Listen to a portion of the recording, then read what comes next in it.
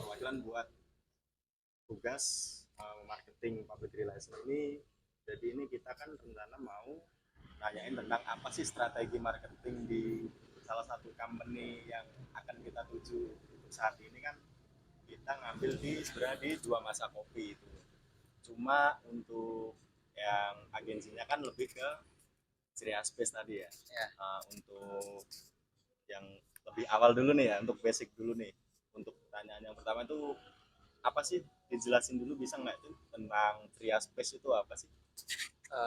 Ceria Space itu adalah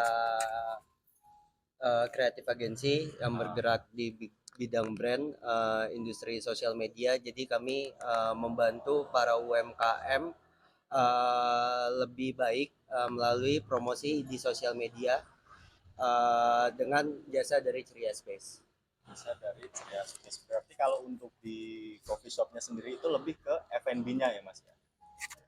Sebenarnya kami itu megang beberapa brand. Kami itu ada megang kayak industri F&B, kami juga ada megang industri legalitas, kami juga ada megang brand apa ya terakhir baju fashion itu kami juga ada, itu semua tergantung industrinya. Dan kami memang kebanyakan untuk saat ini karena juga di Yogyakarta kebanyakan juga membukanya di dunia brand F&B, jadi kami kebanyakan megang klien F&B. Oh gitu. Berarti lebih diutamakan, diprioritaskan di bidang yang F&B-nya ya, ditujukan ke situ ya. Ya. Oke, berarti kita ini ada untuk pertanyaan yang pertama ya Mas ya. Eh, Sebenarnya gimana sih buat strategi marketing PR itu sendiri yang bisa digunakan buat naikin citra coffee shop ini di mata pelanggan yang datang ke situ lah.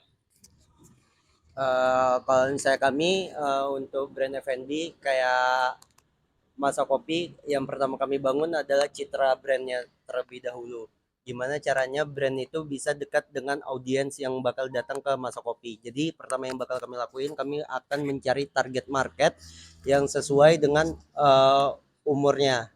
Semisal Masa Kopi itu target marketnya adalah untuk kalangan mahasiswa. Jadi kami nyari habit yang sesuai dengan kalangan mahasiswa. Mahasiswa itu pertama suka nyari tempat yang ada tempat nugasnya. Ya.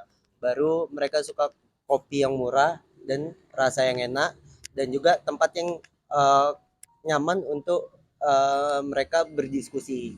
Itu sebabnya Masa Kopi ada tagline namanya uh, apa ya namanya tagline Masa Kopi? Bentar saya ingat.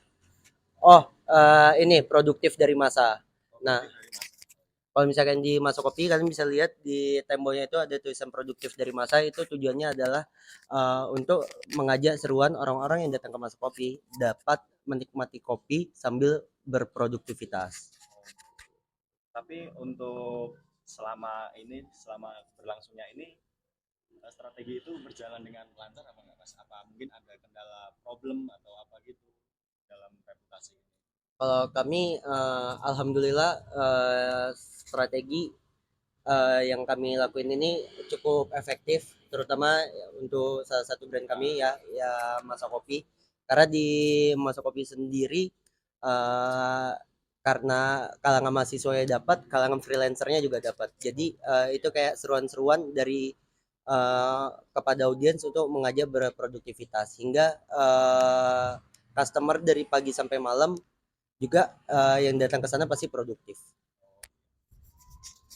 Oke, terus kemudian ada selanjutnya pertanyaan yang kedua itu ada apa trik-trik marketing yang bisa bikin orang penasaran sebenarnya dan pengen nyobain dari kopi dari masa kopi ini, trik marketing yang bisa bikin orang itu lebih penasaran itu dan pengen nyobain di masa kopi ini sebenarnya apa sih gitu?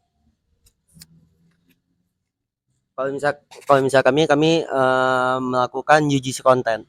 Jadi kami itu kayak mengajak audiens kami untuk membuat konten melalui sosial media, entah dari story atau postingan IG-nya, agar orang-orang makin tertarik lagi untuk datang ke Masa Kopi. Lebih di ini ya, lebih di upload untuk media biar audiens yang mungkin yang menggunakan media sosial gitu bisa tertarik dengan apa yang di share di masa kopi gitu ya. Ya. Kemudian ini ada pertanyaan yang selanjutnya itu eh, sebenarnya hampir sama ya dengan yang tadi, cuma yang pertama itu kan tentang reputasi ya Mas. Terus yang kemudian ini gimana sih caranya eh, Masa Kopi ini bisa ukur keberhasilan dari strategi marketing itu sendiri? Kami tersendiri punya target target omset dan kami juga punya tabel yang bisa menghitung keuntungan tiap bulannya dan berapa omset yang harus kami dapat menyesuaikan kursi yang ada di Masa Kopi. Jadi Seandainya tuh misal seandainya kalau target yang sudah ditentukan itu tidak memenuhi kriteria dalam waktu jangka tertentu, itu ada solve problem yang harus bisa diselesaikan atau gimana gitu Mas? kalau misalnya dari kami di tiap bulan tiap tiap pertengahan bulan kami akan melakukan evaluasi. Nah, dari hasil evaluasi itu kami akan berpikir lagi gimana caranya untuk meningkatkan omsetnya sesuai dengan target yang udah dibuat. Tapi ingat lagi karena kami juga bergerak ya di marketing, jadi kami gimana caranya membuat citra brand dan menyuarakan apa yang ada dari Masa Kopi.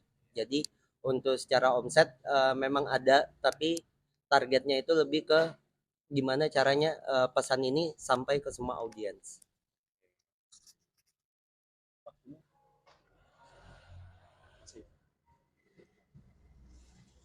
Terus, nah, terus kemudian itu kalau dari Masa Kopi sendiri ini dia lebih mementingkan brand apa dari bisnis itu sendiri kan Mas? Soalnya kalau dari brand itu kan dia lebih mementingkan loyalitas kepada pelanggan. Ya. Sedangkan kalau bisnis itu kan lebih ke profit ya Mas ya. Nah, kalau untuk Masa Kopi sendiri itu sebenarnya dia lebih diutamakan, diprioritaskan, ditujukan ke bisnis tersebut apa brand tersebut. Kalau Masa Kopi tersendiri lebih mengutamakan loyalitas pelanggan. Kami lebih mengutamakan branding terlebih dahulu baru kepada bisnis. Bisnis itu perlu berjalan, tapi gimana caranya itu untuk dapat membayar tim dari Masa Kopi tersendiri. Tapi yang paling utama gimana caranya kita dapat membangun sebuah loyalitas agar retention dari customernya Ya, dapat datang kembali. berarti lebih diutamakan ke brand terlebih dahulu untuk menaikkan nama dari Masa Kopi itu sendiri, kemudian baru bisa bergerak di bidang bisnisnya gitu ya Mas. Ya. Eh, Mungkin karena waktu terbatas ya Mas ya. Mungkin untuk pertanyaan yang saya berikan mungkin cukup itu aja sih sebenarnya. Terima kasih Mas untuk pertanyaan yang sudah mau dijawab. Terima kasih. Oke.